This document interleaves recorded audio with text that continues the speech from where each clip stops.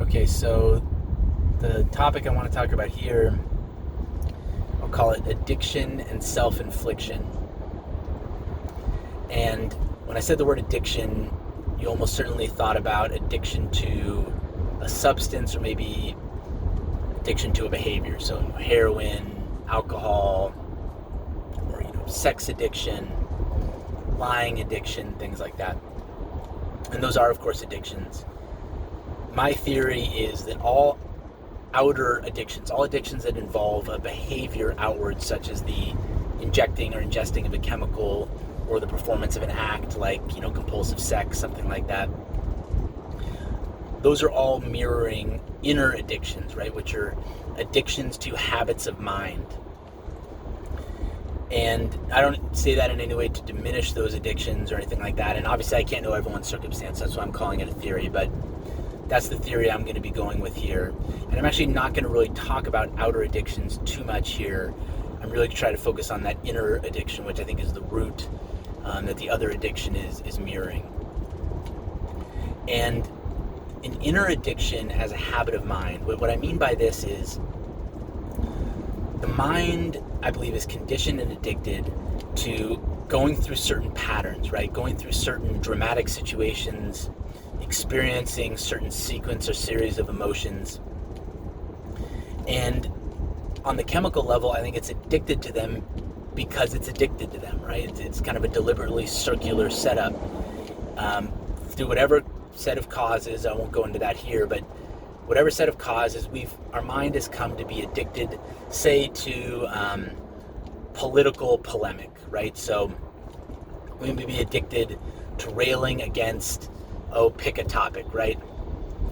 Joe Biden, immigration issues, private school vouchers. I mean, kind of pick your trigger topic. The mind may be addicted to going down certain paths and almost kind of doing certain dances with regard to that. And that's one of the reasons I think Twitter is such a powerful tool and such an addicting thing if you get caught up in it, is because when you're scrolling through your feed, you're going to be seeing either like-minded people doing dances like yours, which gives your mind a little opportunity to kind of dance along with it. Yeah, you got my enemies, good, nice job. Or it's going to show you the people you hate, maybe because they're being sarcastically or pejoratively retweeted by someone you like, and then you get to kind of like stomp on them and do all that. All of that is, I believe, a dance of an addicted mind that's kind of giving itself its little pills or its little fix by doing its set of moves, right? The set of moves being, in this example, approaching a political topic with a certain kind of pointedness or edge. And one of the ways you can kind of catch yourself in the act here is that addiction will look for ways to stimulate itself from the external environment, right? I gave the example of Twitter, but it's certainly not the only one. It'll, pick up a phone with a friend and you'll go on a rant about your favorite political topics. There's an external trigger.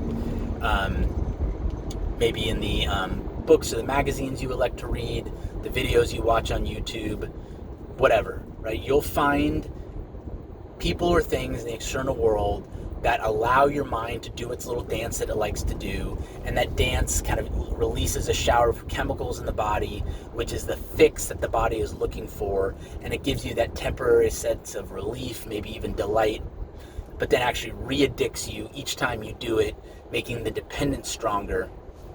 And so if you find you're compulsively going for your Twitter feed, compulsively trying to call up that friend or talk to someone, you're getting agitated if you can't have access to it, right? You're getting frustrated, you can't get access to it. That's a sign that you're addicted and that the addiction is unhappy because you're not doing your dance, which is unleashing the shower of chemicals, which is giving the fix, which is repeating the addiction. The reason I'm calling this addiction and self-infliction is one of the things you'll notice is if you try to starve the addiction by denying it access to its external sources, the addiction is so resourceful and so clever, so persistent and ruthless and merciless, it will generate within you, right, within the private arena of the imagination, right, the private amphitheater of the imagination, it'll then generate the scenarios it wants, and it'll then carry out its dance, almost like playing chess with itself, right? We're kind of throwing an alley-oop to itself to get the fix it's looking for. And so let me give you an example here. One of the things I'm addicted to, not proud to admit this, it's the truth, I'm addicted to agitating my wife and to kind of either like needling her, or what a real addiction is with me especially is if I feel like she's done something uncalled for toward me, something rude, disrespectful, something like that, I am addicted to trying to like put her in her place. I just did another video earlier about blaming people for our triggers. I just want to say here that my wife cannot emotionally harm me. It's impossible. And so if I'm telling some story about her doing something wrong based on how she treated me and therefore justifying my response to it, that's all house of cards, house built on sand, whatever you want to call it. It's all BS and nonsense. It's not true. And that's part of the reason it's probably embedded in an addiction. Addictions always require some degree of falsehood or denial in order to sustain their power. So just a little side note here that I'm in no way validating my addiction story. The addiction story is inherently invalid. And so I will think, okay, she's done something wrong. She overstepped the line or she crossed the line, and therefore I'm justified in putting in her place. And so I'm going to dress her down and I'm going to put her in her place. I'm going to remind her of how she did the thing that she's accusing me of doing, or I'm going to speak to her in the tone that she spoke to me, give her a little taste of her own medicine, something like this. I'm addicted to not just doing this with her, I'm addicted to doing this really with everybody. But she's, I guess, my primary victim of choice because she's in my life so much. And on a deeper level, because she mirrors for me a lot of the inner knotting and tangling and confusion I have. And yet, instead of seeing that as an opportunity to recognize it and do the internal work while being grateful for her, which I do sometimes, but more often I take the bait, the self bait, the addiction bait, and see it as an excuse or justification for drama, then I carry out that drama, really do nothing good for the relationship, nothing good for myself, but I do satisfy my addiction, scratch my itch. Back to my main point, if my wife is not around and is not there for me to play out this game, I have watched my mind now countless times, countable, but so many I lost count. We'll do it. We'll put on her skin, right? We'll project in my imagination her, my wife, and we'll have her, quote unquote, crossing my line, right? Hitting my trigger points, doing my things. And then my mind will, again, this is kind of the chess game, will turn the board around.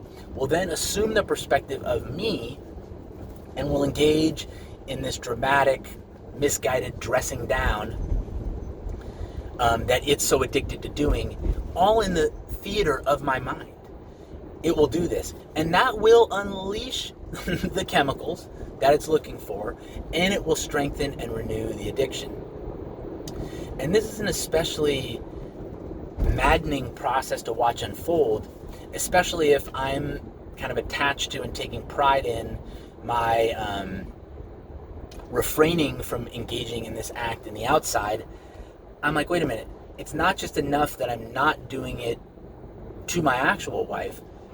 I now need to also demonstrate that same degree of, and I'm going to use the wrong word here, but restraint inside too, in my imagination to not do it. And so for me, there's a couple interesting things here. First is just recognizing addiction for what it is, which is it's milking me, right? It's milking you. It's milking us for the chemicals that the certain parts of the body that it has control of or that it's serving needs. And that the nature of the addiction is actually ultimately kind of unimportant. It's good to know it for recognition's sake and so that we can begin to undo the pattern of it.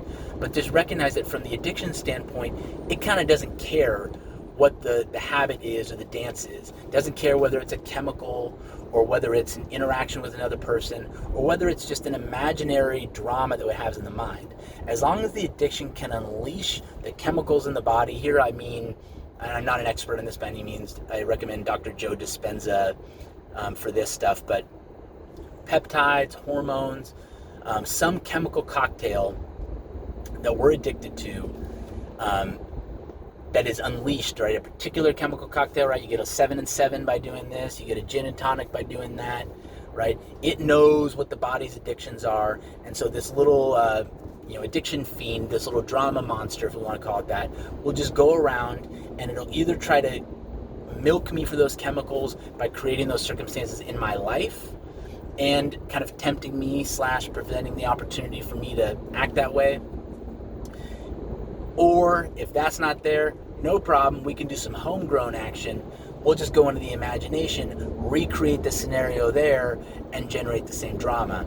And I encourage you to look for that in yourself. See if you can catch your addicted mind, first trying to find its fix in external interactions, and then really start paying attention. If it can't find those outlets there, watch to see if it doesn't try to open one door after another in your mind to see if it can find a room to go into, to do its dance and get its little bit of honey, get its little bit of milk, get its cocktail out of you.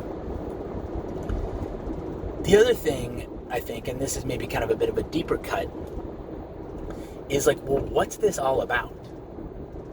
Right? Because if you stop there, then you're going to be caught in a victim mindset and a bit of a Red Queen, sprinting to stay in place, and really kind of a negative framing of, okay, so is all this about just finding the discipline and the recognition and the constant wherewithal to not succumb to my addictions? And do I kind of white knuckle, cold turkey my way to some kind of sobriety and then deal with it? Then basically well, what do we do with this information, or what do we do with this knowledge?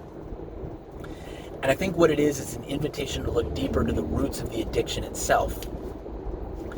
And here I'm kind of having two thoughts, and I'll admit I feel like my footing is getting a little soft here, so I may just not be having the conceptual channeling that I'm looking for right now. But anytime that we're caught in an addiction like that, anytime we're in an addictive mindset, I think what we're seeing is there's pain within us, and we're self-anesthetizing. And the addiction is a way to unleash those chemicals to anesthetize in the moment. And on a deeper level, the addiction itself and the constant cycle, the fix, the relief, the afterglow, the lingering, the slow regathering of the craving, the heightening of the craving, the shame around the craving, all of that, right? Then the pursuing of the craving, the excitement of the nearing to the satisfaction of the craving, the fix itself, right? And all the stories we tell about it, all the cycles we go into to trying to break the addiction, having a sobriety, falling off the wagon, so to speak. I think that whole thing on a deep level is anesthetic. Anesthetic either through direct chemical dosing, right, the cocktails, or anesthetic through distraction, through getting caught up in the drama of the addiction cycle. And the pain is this deep inner pain. And earlier on this drive, I did a video on kind of the tangles of the spirit that we manifest in the body. Kind of one of the purposes of life, the purpose of why we create life and experience life being giving through the body an opportunity for the spirit to uncrimp and untangle and unknot itself energetically. And the way it does it is, I went through that there. I'll try not to repeat myself here. But suffice it to say, we are born into life with a legacy of pain. And I don't just mean stubbing your toe or something like that. I mean this deep inner pain, this psychic pain. Sometimes it can feel like a deep sucking or gaping wound within us. You hear people talk about this a lot, right? The wound. We all know on a deep level, if we've ever kind of moved deeply inside, what this is, right? This deep sense of an inner hurting. And it feels like something that cannot be ever healed or satisfied. There's a sense of it being irresolvable. And so anyway, I think that this addictive pattern is this anesthetic for avoiding the direct engagement of this pain, right? So we manifest into life, we've got the tangles, they manifest as knots and traumas and wounds in the body.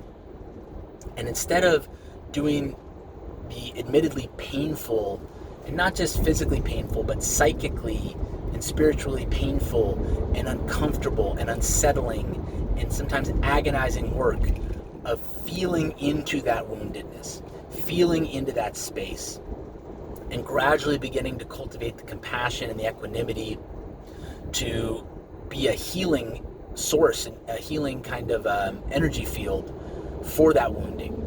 That's deep spiritual practice. What most of us are doing most of the time is whatever the F we can to not get anywhere near what feels like that black hole, that slippery slope toward that ceaseless kind of hellscape that this inner wound kind of projects out into our imagination. No. Stay away from that.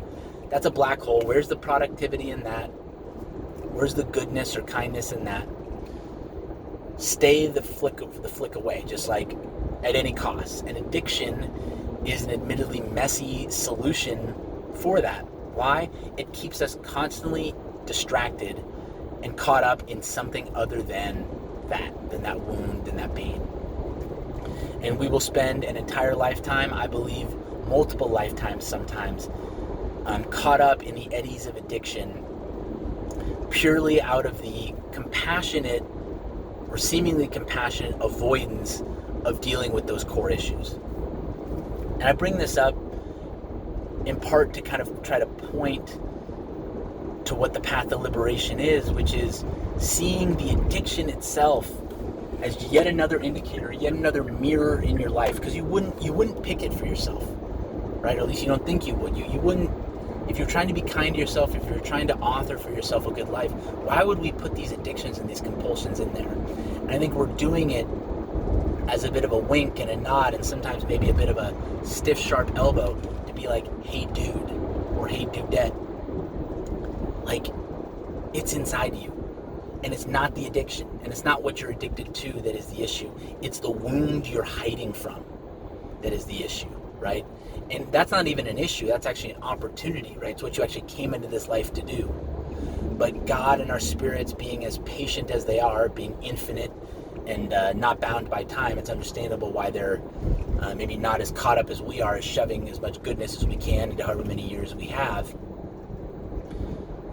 The Spirit and God will manifest countless lifetimes, right? To create over and over opportunities for these wounds to slowly be healed, slowly resolved in the light of an open heart, in the light of calmness, non-attachment, and compassion.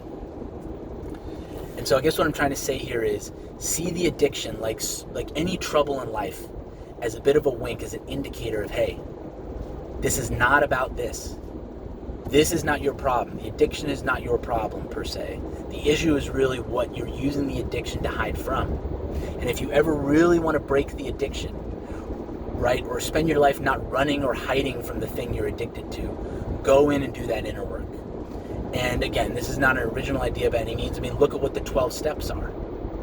The 12 steps are really about engaging deep within yourself, right, doing that moral inventory, right, recognizing where you've harmed people, and when it's not harmful to them, making amends for it as best you can. This is about going into that wound and practicing the compassion and the self-awareness and the contrition necessary to bring that wound into a state of healing. And if we want to just live in denial of that wound, right, pretend it's not there, or pretend that it's beyond our ability to heal, or that it's too late in my life to deal with it, or I've already messed up too much, why should I go into that, I'll just make it worse, then the alternative is going to be falling into one addiction or series of addictions after another, and your life from the moment your alarm goes off to the moment you go down to bed will be filled with one thing after another that's really just tied around getting what you want to satisfy your addictions, staying in the cycle of addiction to avoid going into the inner pain. And you can't say that a life is wasted, but you can say that opportunities are missed, I suppose. And the opportunity that these addictions are kind of screaming for us to see is the opportunity to do the deep inner work, which is to move past the topics, move past the drama, get down into the raw feeling, right? That feeling that we work so hard to escape, and feel into it. And, not feel into it with the heroic mindset of driving away the pain and the bad feeling, right? I'm going to hold up the torch of my righteousness and my purity and the goodness of my intention, and I'm going to drive this terrible pain off. That's not going to work. Right? That's just another addiction. equanimity, compassion, softness, patience, right? These are the only things that can heal that wound. It's also a good spiritual practice for yourself. And so the sooner we can begin to recognize addiction as a prompt to do that work, good. Here's one thing I want to encourage, right? Here's another trap. The ego will make that sound like a diet, right? Or like some vocation. And we'll say, okay, yeah, that all sounds good. Let's do that in like 5 years. Just not a good time for me right now. I've got too many irons in the fire, too many things going on, right? Or it'll say, that sounds like a great thing. I'll turn my life around, and I'm sure there will be a sign at some point in the future when that's the right time, and I'll do it then. I'll wait for a sign from the universe when to turn it around, right? Don't think of it as going to a monastery or something. Don't think of this as, this is some extreme change in my life that's gonna, that I need to do. I need to change everything about my life to make this happen. It's a practice you do in a moment and from moment to moment. And the less dramatic it is, the better, right? Because drama is a sign that we're getting re-entangled with distraction and addiction. In the moment you recognize your addiction at work, right? Either doing the outer work, right? The addiction trying to seek itself on Twitter, or the self-infliction addiction, right? The addiction playing out the dramatic scenario in the theater of your mind to get those chemicals. When you see that happening, right? See all of that, and if you're really able to get there, see any seeming negativity in your life as a bit of a gentle snap of the finger, right? A little knowing tip of the nose, a little wink, wink, nudge, nudge. How's that wound doing? Right? How's your healing doing? Right? And be uninsistent about it. Put no burdens or obligations. See it as an invitation in that moment. Do something to further your cause of inner healing. And again, the ways to do it, God, they are boring to the ego. And part of the reason the ego makes it seem a bit boring is because to the ego they are impossible. They are not things that the ego can conjure and do, because the ego is always going to tie it to an agenda. And these things are inherently agendaless, right? Compassion. Not the compassion of pity, not the compassion of, oh, poor you, or not the compassion of kind of a bleeding heart that's really just trying to virtue signal. The compassion of, God, I know what it's like to suffer. God, I've been there. I know what it's like to suffer. Man, I wish you weren't suffering right now. Right? That kind of compassion. The equanimity, not of kind of that proud poise. Right? That, I've learned this balance through, this and that accomplishment. The equanimity of, I think better when I'm even. I think better when I'm balanced. I can feel a groundedness, like I'm not going to tip out, or if I do tip out, that I'll gently bring myself back, and I'll allow myself some wobbling if that's what I need to refine my center. That kind of equanimity. If we can cultivate that equanimity and that compassion as a habit, that's how we can begin to deal with some of that inner wounding. And notice how this is actually a virtuous cycle if you allow itself to be, right? If you see the arising of your addiction pattern as a prompt to cultivate compassion and equanimity, then you allow, right, within yourself to break the addiction pattern, to begin to cultivate more healing. And because you're doing this habitually, you get better at cultivating compassion and better at cultivating equanimity, which on the chronic level, you can call it, right? The level of kind of ambient time allows more of this resolution to happen kind of on an unconscious or subconscious level within you. It also then can allow you in the interactive level, right? The acute level, the level of direct engagement, when you go to cultivate that equanimity, you go to cultivate that compassion, that non-attachment, that unagendaed attentiveness, because you've done it now hundreds, thousands, my Lord, even millions of times. Like anything you've practiced, it comes to you more easily. You're more skilled at doing it. You bring it there, and now you're not so afraid to go into your wounding. You're actually sometimes even grateful, right? That's the deep level, is that gratitude to go into your wounding, because you realize, hey, I can actually help this. I can actually do some healing work here. It takes the bravery of going in unskilled and taking your licks, right? Like learning to ski or snowboard or skateboard. You're going to get bruised. You're going to get bumped. You may even get a little broken. But there's no way to learn balance other than falling, right? And there's no way to learn equanimity other than again and again trying and trying and trying and watching yourself unable to carry it out to the extent you know deep down that you can. So anyway, I want to end it on that virtuous cycle. Recognize the addition at work, seeing it as an invitation to cultivate compassion and equanimity, and remember that every time you do it, you're giving yourself the gift both of healing and practicing to heal in the future.